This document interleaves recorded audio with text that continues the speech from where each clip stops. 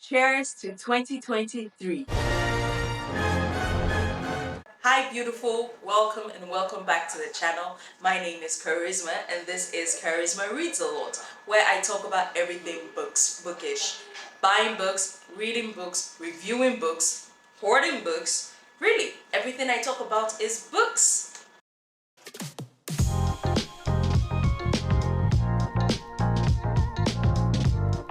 Today's video was a challenge. I wanted to do either the end of the year book tag or my top 10 books of the year. And you guys chose the top 10 books of the year. So that's what we're doing today. But caveat,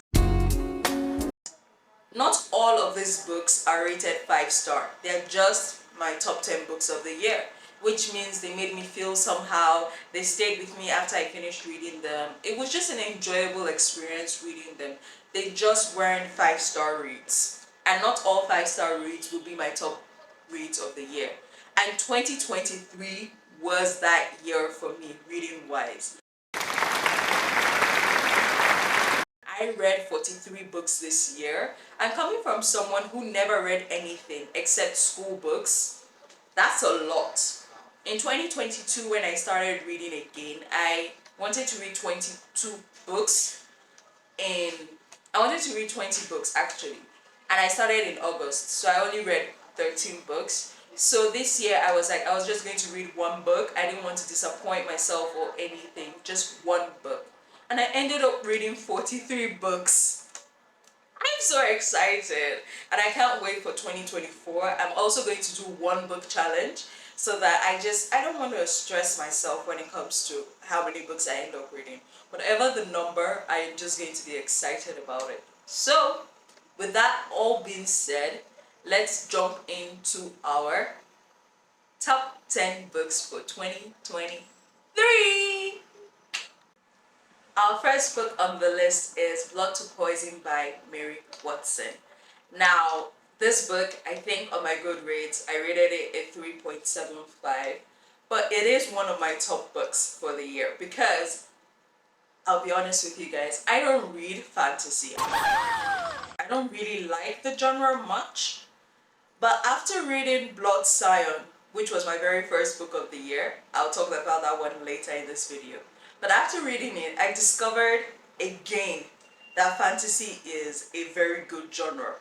So I bought some more fantasy books and then I read this one like closer to late in the year and it was amazing. It wasn't a 5-star read, but it was amazing. I absolutely love the book. So let me just talk a bit about what the book is about. So there is this family. They have this curse called the Hella Girls. Now what that means is that when they are closer to about 18 or like as they grow older, they start experiencing things that make them angry. And the more angry they become, the faster the curse takes over them and then they die before experiencing their youth. So they always die early. So this girl, Savannah, she's already feeling the curse at 17 and it's like, whoa, that's very early. And then she finds out that there are these spirits that take over the night market and there are some things she needs to do that will help her break the curse. And so we join her on this journey to doing that. And then the twist, you guys, the twist at that end, Lord knows I enjoyed this book. It wasn't a 5-star read, but it was an enjoyable read and absolutely is a top book for me. I would always recommend this book to anybody, especially if you're not really big on fantasy. Oopsie, we've got to hydrate. So if you're not big on fantasy and you just want something that is fun, you want something that explores lore and gives you a bit of a history in it, then this book is absolutely for you. Mary Watson's writing was absolutely enjoyable. I loved the twist. The romance there was also, you know, as a romance girly, you've got to enjoy romance wherever you see it. So that one was also like a nice touch and absolutely it was an enjoyable read. All these reads made me feel some way and this book definitely did that. So yeah, you should check it out. And next we have Tess Gerritsen, The Bone Garden. Now, the Bone Garden is told in dual POV and dual timeline. So in one timeline there is a POV, and the other timeline there's another POV, and it was an amazing read. Now, I love Tess Gerritsen books. I have about 16 of her books, so you can tell that I really love her writing. And the Rizzoli and Al series is also an amazing series. You guys should really go check out that series. You would love it. And I haven't watched the TV adaptation of it, but I definitely will watch it to do like maybe a review of the books and the TV series. But anyways, this book follows this woman who just divorced from her gaslighting narcissist of a husband, and she's starting afresh, and she bought this house, and she's like, wait, why did she do this? That this house has nothing to offer. Like, it's really just a big DIY project in a house form. Like, that's just what the house is. And she's like wondering that why did she buy, what drew her into the house.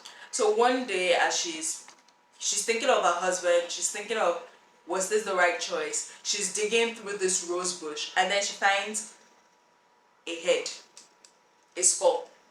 That's what she finds in her garden. And then she's like, wait, what's the meaning of this? So she calls the cubs. And then cubs dig in, and then they find even more bones inside our body, inside our garden. And this was not the former owner's bones, because these bones have been there since like 1830. So she's wondering what's going on and everything. And this starts us on another timeline in which it is Boston 1830, I believe, or 1930. I will put the right date up here. But it's Boston, and these children, they're learning science. And you know, science back then was very difficult, especially medicine. It was very difficult. They were sourcing for dead bodies and everything, and it wasn't really ethical. The sourcing wasn't really ethical.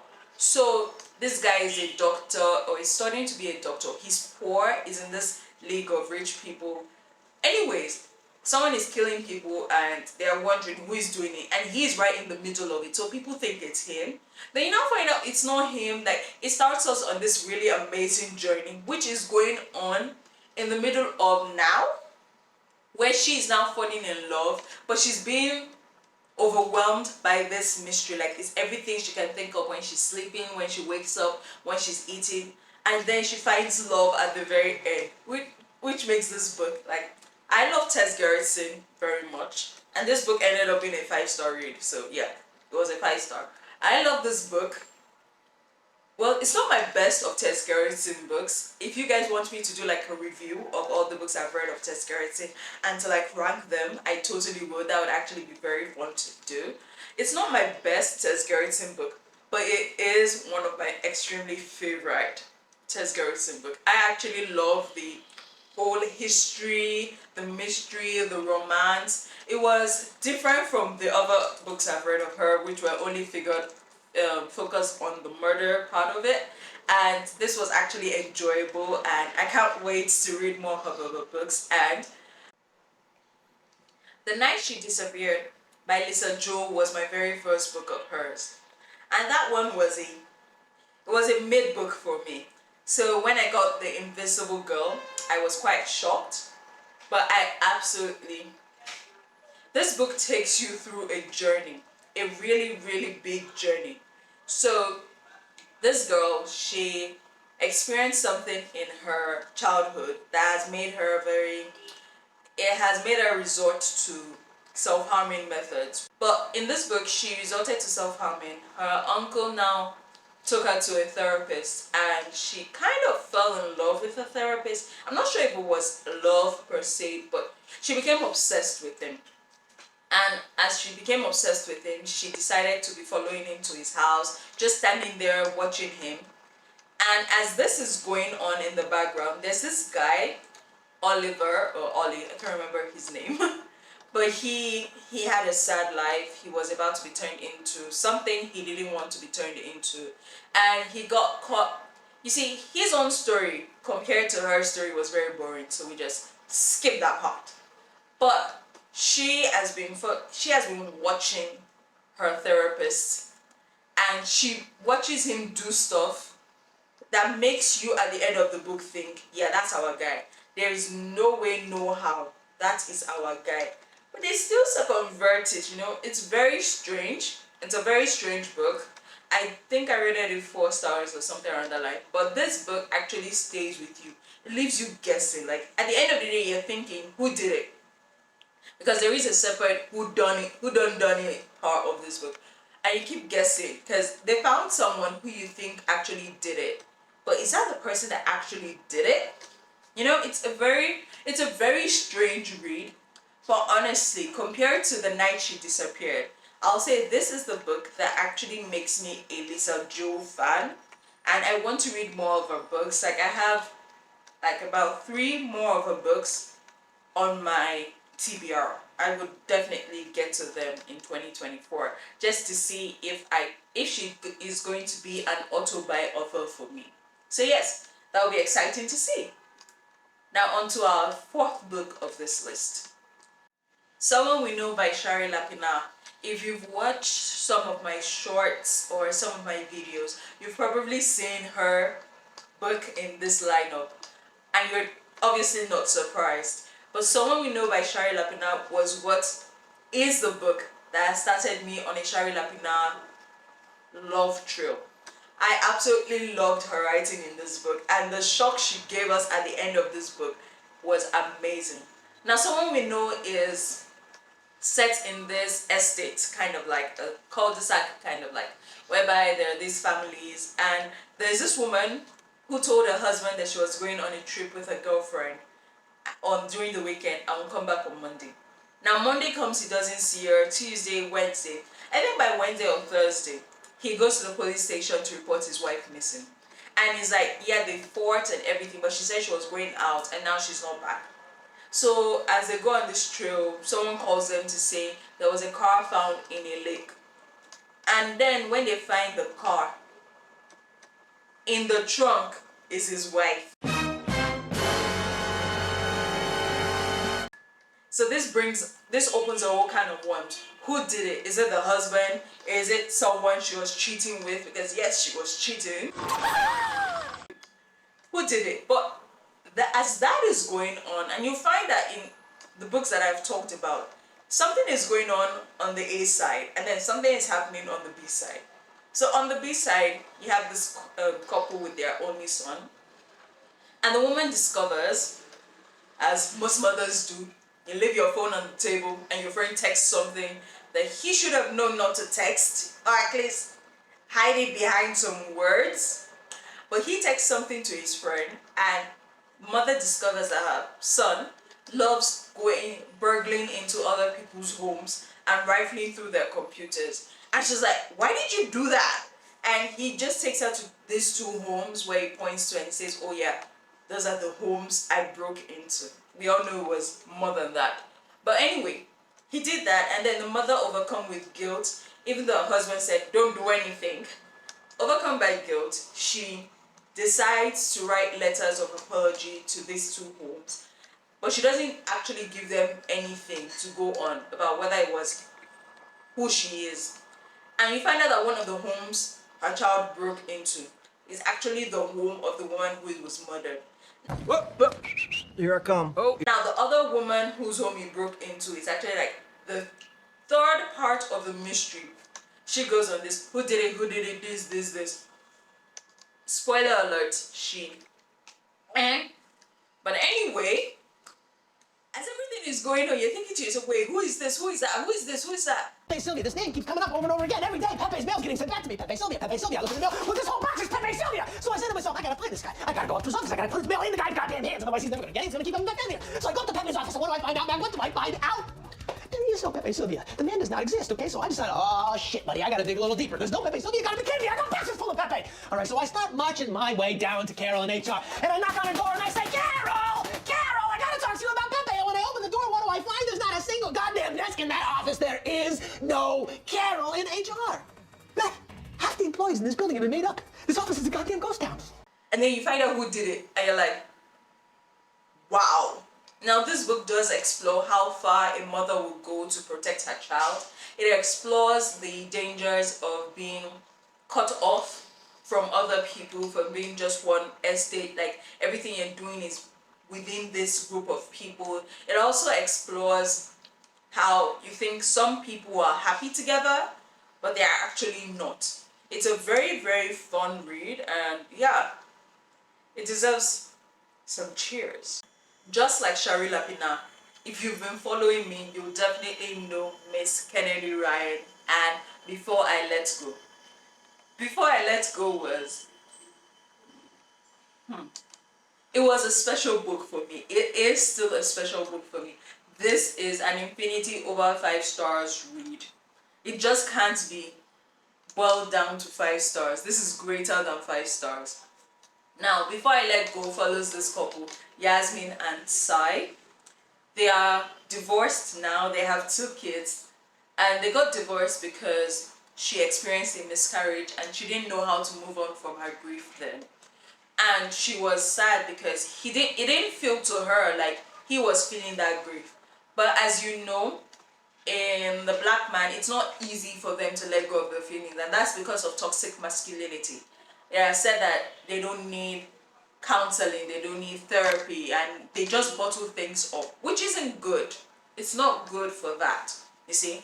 And because of that, she just felt he wasn't feeling what she was feeling, so they divorced. It's been over a year now. They're co-parenting their kids, they co-run a restaurant together, they're thinking of expanding. It's actually been all good, but it seems that Josiah is about to be dating someone, and Yasmin still has feelings for him, which she's trying to work out. And her friends are just like, let him go. You let him go. See, there's another guy who wants to date you, but she's like, the love that Josiah and her have is special. It's not the kind of love you let go just because of a divorce, which, spoiler alert, you kind of let it go because of the divorce. But anyway, we absolutely love them together. I mean, Before I Let Go is a second chance romance. It is finding each other after something has pulled you guys apart. It is growth. It is, you know what? Before I Let Go is a story that you just have to read. I can't say more than that. You just have to read it. It's an amazing book. I absolutely enjoyed reading this. I might have teared quite a few times while reading it, but this was absolutely 10 over 10. Would always recommend this. And unfortunately, it is the only book of hers I have, because they don't stock up on as many BIPOC authors in our country as they're supposed to. But I am hopeful that in 2024 I can get more of Mrs. Kennedy Ryan's backlist, because honestly, this woman knows how to write, and I am very excited for the sequel that is coming out next year. It is speaking. Like, the cover page is absolutely gorgeous, very, very gorgeous. So I really can't wait for that. But yeah, that is Before I Let Go. Now, the next 2 books I'm going to talk are just, you see where the first half of this list was, hitting me in my feelings, was making me feel these things. These 2 books were absolute bangers. They were hilarious from beginning to the end. I laughed so hard. I didn't pee on myself, but I laughed so hard. Now we have The Marriage Game by Sarah Desai. This book is absolutely funny. Like, there is a game part of it which just ties into the funniness.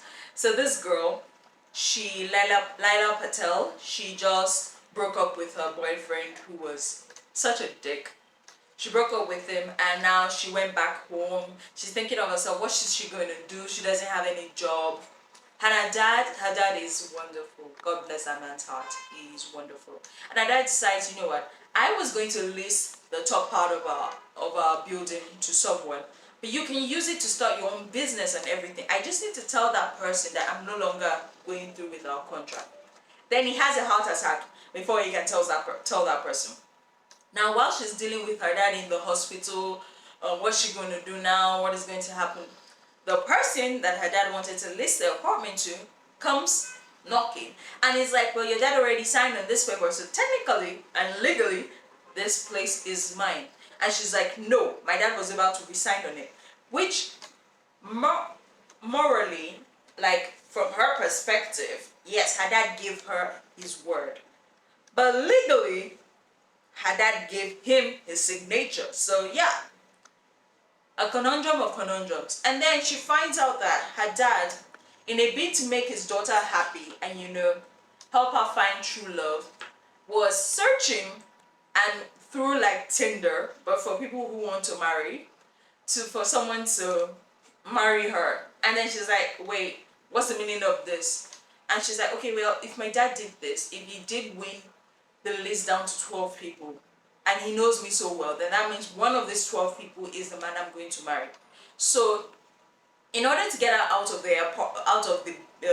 the space, she and him formed this plan that she'll go through the 12 people, see who is more of marriageable experience or whatever, and we'll go from there. But as usual, as you'd expect, because obviously he is the love interest, none of these 12 pan out. And they don't pan out hilariously. Like, none of them are good. You have to think to yourself, like, if a dad truly knows her well, why did he pick any of these 12 to be on his final list? And also, how bad were the people he saw on this thing for him to pick those 12 people? When you think about it that way, it's like, wow. So these were the pickings. But it was absolutely wonderful. The love declaration was, damn. Like, what do I like watching? I love Blacklist, I love Bones, I love Criminal Minds. So if I should say that I would leave a rewatch of those series just to propose to you, yeah, you special. Which is exactly what she did and what he also did. It was absolutely hilarious. The food also makes me want to go to the spice palette and just like eat. Just let myself go and eat as much as I want to. So yes, this book was enjoyable. If you want a funny read, definitely try this book. And now let's go to our next funny read on this list. Accidentally Engaged by Farah Heron is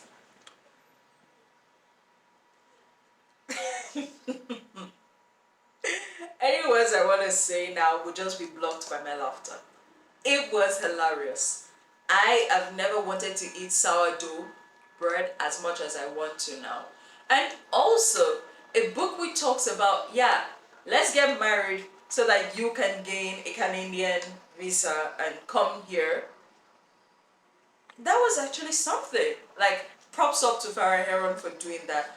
Also involving like the chopped, you know, food part of it, like a food competition part of it. It was absolutely amazing. I love her friends so much. Rena's friends were, and her family members were absolutely adorable. Nadim's father, let's not talk too much about that part of the book, but absolutely this was an enjoyable 5-star read.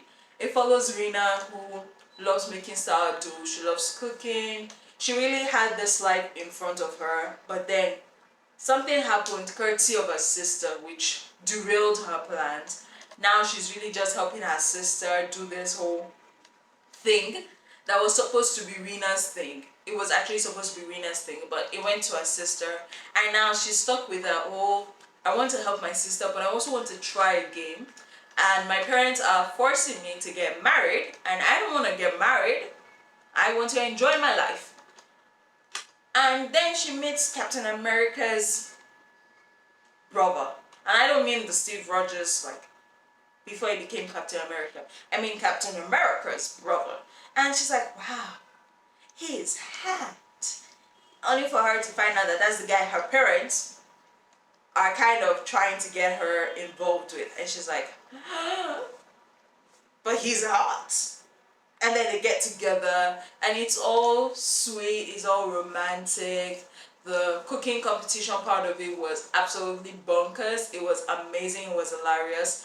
The finding themselves, the love declaration, chef's kiss, absolutely chef's kiss. This book was, it was beautiful. I do have to agree, it was absolutely beautiful. And now we're 5 + 2 7. We're in our last 3, and once again, these are my lowest 3. definitely see that in a second. But this wasn't my plan. But finding out that the last 3 books on my list are from Yoruba women just makes sense. We are built like that. We are amazing like that. And obviously, we just have to go like that. Now, this is Blood Scion from Deborah Falaye. And peep this cover.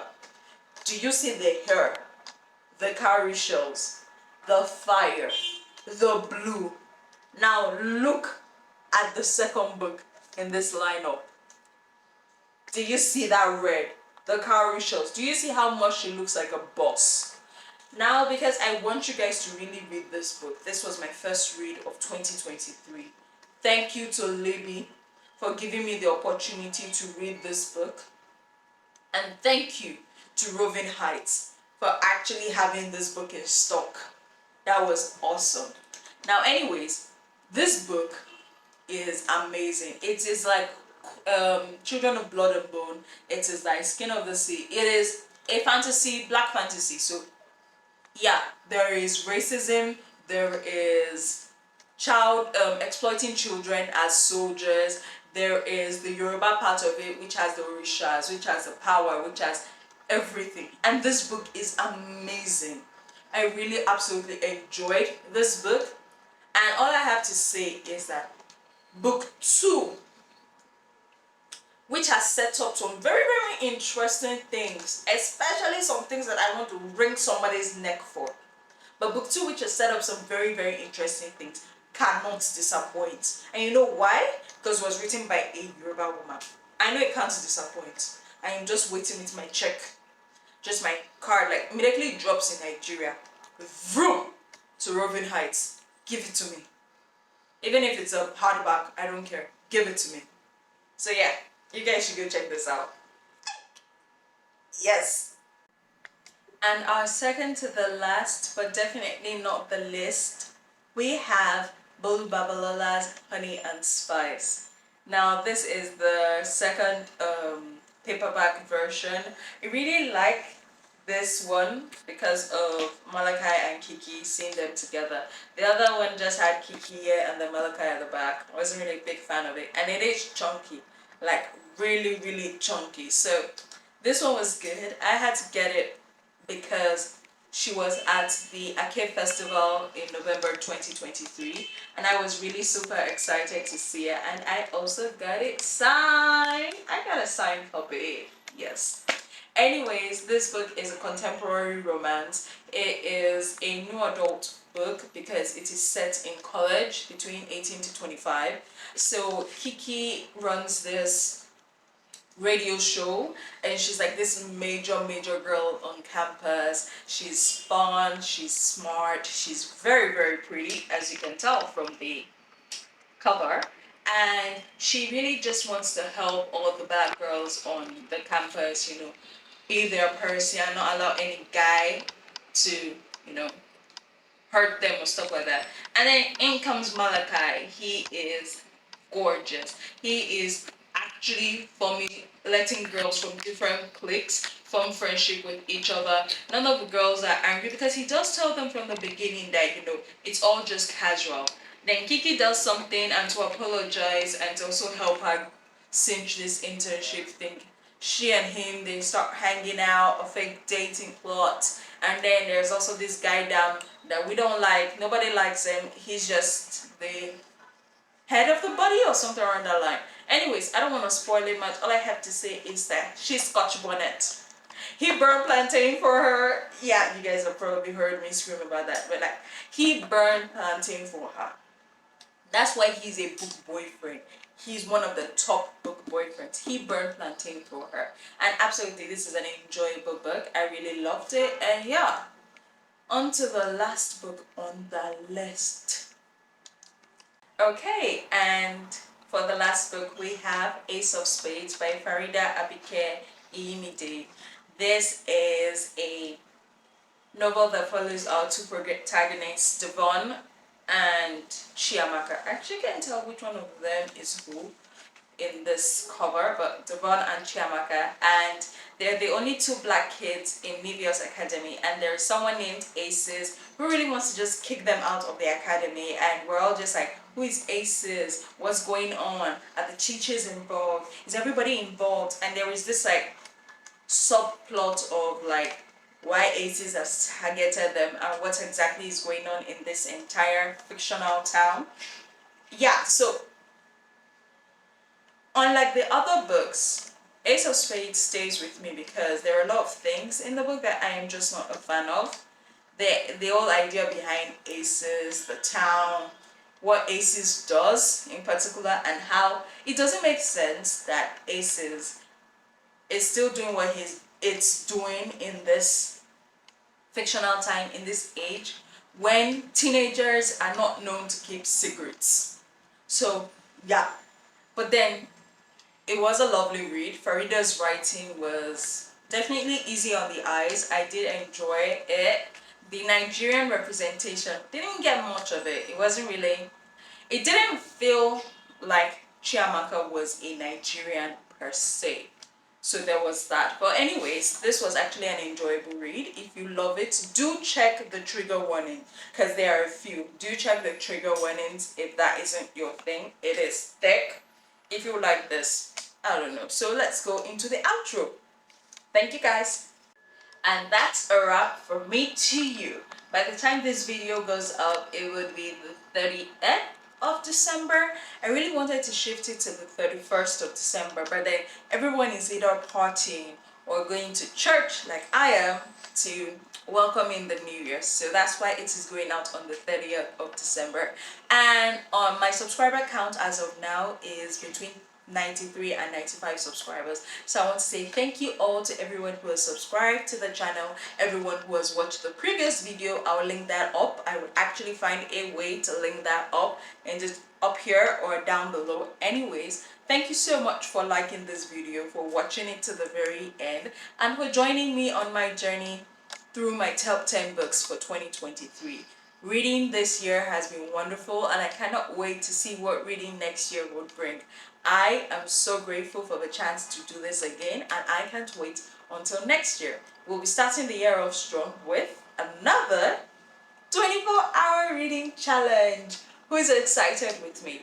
If you are and you want to place your bets on how far I can go in the 24-hour reading challenge, especially if you remember last year's, or should I say this year's reading challenge, then please do hit that subscribe button, like this video, share and comment your thoughts on my top 10 books. If you have read these books and they're part of your top 10 or not, please let me know in the comments down below. I do check them, and I love you guys. One love. Thank you so much for joining the channel today.